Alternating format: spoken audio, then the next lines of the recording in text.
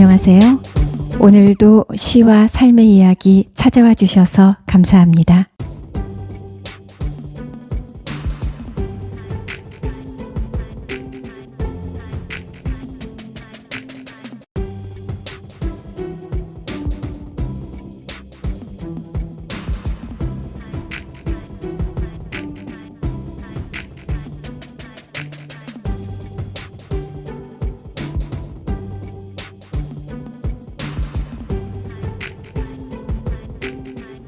봄비 내리는 날 창밖을 내다보고 마루를 서성여도 하루는 길다.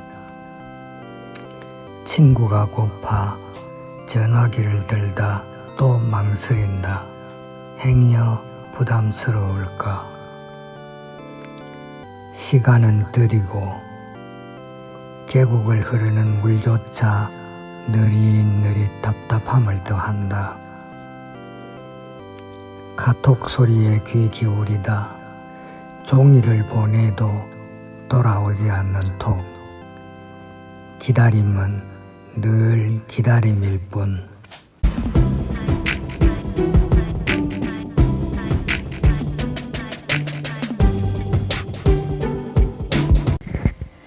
오늘 반가운 손님이 왔답니다. 꿀벌이 들어왔어요. 봄이 되어 꿀향 가득한 설류화가 마당 여기저기 피었습니다. 그런데 뉴스 보도대로 벌 한 마리도 보이지 않더군요. 설류화가 핀 지 열흘쯤 지나 꽃은 꿀향을 거두고 잎을 떨구었습니다. 물철쭉이 연한 분홍색 꽃을 피우고 라일락이 매력적인 향을 풍기며 피어나도 벌은 볼 수가 없었지요. 드디어 마감옥에 하얀 꽃이 피어났습니다. 97억 마리의 벌이 사라졌다고 하니 이젠 벌을 영영 볼 수 없을지도 모른다는 생각을 하며 인류의 암울한 미래까지 염려했습니다. 그런데 어느 하얀 봄날 윤슬이 물된 논의 수면에 반짝이며 무늬를 지을 때쯤 글쎄 꿀벌 두 녀석이 마감옥 꽃을 징검돌 삼아 날아다니며 꿀을 모으는 겁니다.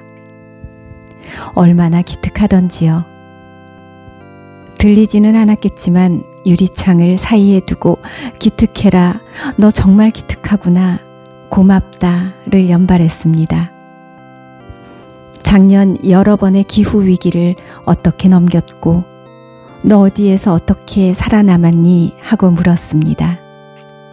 물론 대답은 없었죠. 대답은 없었지만 사투를 벌이며 겨울을 났을 테지요. 그러니 그 작디 작은 꿀벌이 어떻게 반갑고 고맙지 않을 수가 있었겠어요. 당장 몇 번씩 벌에 쏘이더라도 그래도 고맙고 예쁘기만 할 것 같습니다. 방금 창가에서 마감옥을 보니 이번엔 네 녀석이 이꽃 저꽃을 날아다니고 있습니다. 바로 전 텃밭에 나갔다 왔는데 그곳에서도 벌 세 녀석을 보았거든요.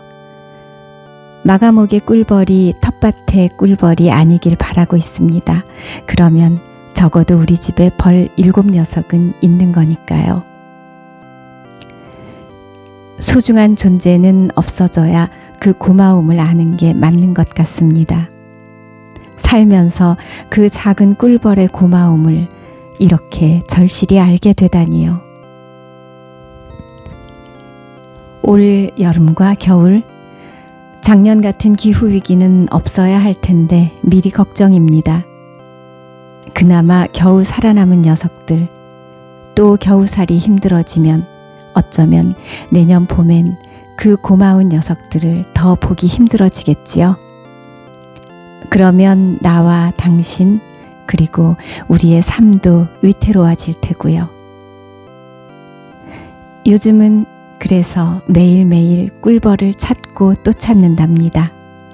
범사에 감사하라는 구절도 되뇌면서요.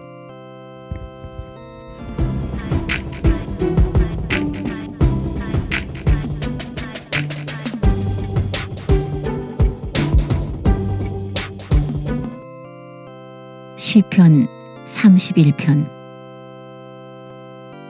지휘자에게 시편 다윗. 주님, 제가 당신께 피신하니 다시는 수치를 당하지 않게 하소서. 당신의 의로움으로 저를 구하소서. 제게 당신의 귀를 기울이시고 어서 저를 구하소서. 이 몸 보호할 반석 되시고 저를 구원할 성체 되소서. 당신은 저의 바위, 저의 성체이시니 당신 이름 생각하시어 저를 이끌고 인도하소서. 그들이 숨겨놓은 그물에서 저를 빼내소서. 당신은 저의 피신처이십니다. 제 목숨을 당신 손에 맡기니 주 진실하신 하느님, 당신께서 저를 구원하시리이다. 저는 허황된 우상 섬기는 자들을 미워하고 오로지 주님만 신뢰합니다.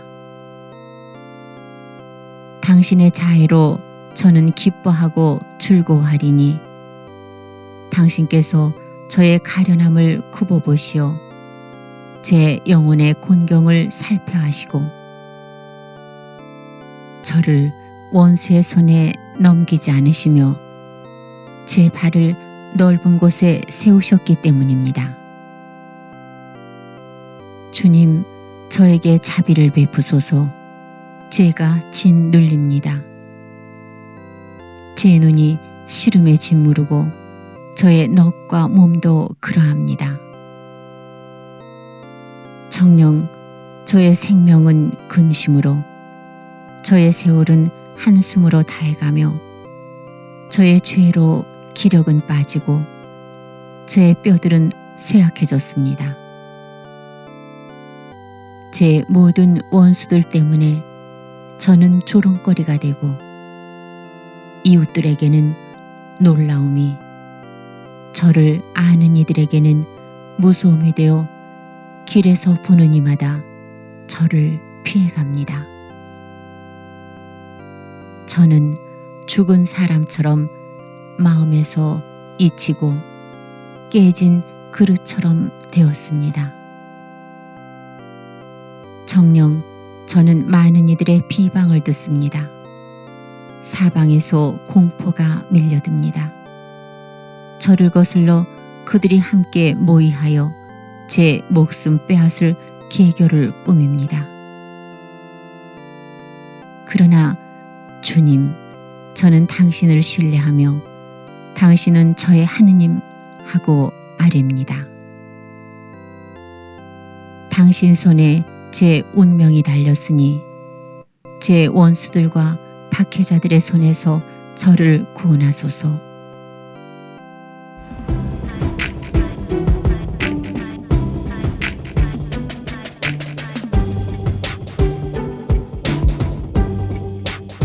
함께 해주신 여러분 고맙습니다. 다음 주에 다시 찾아오겠습니다.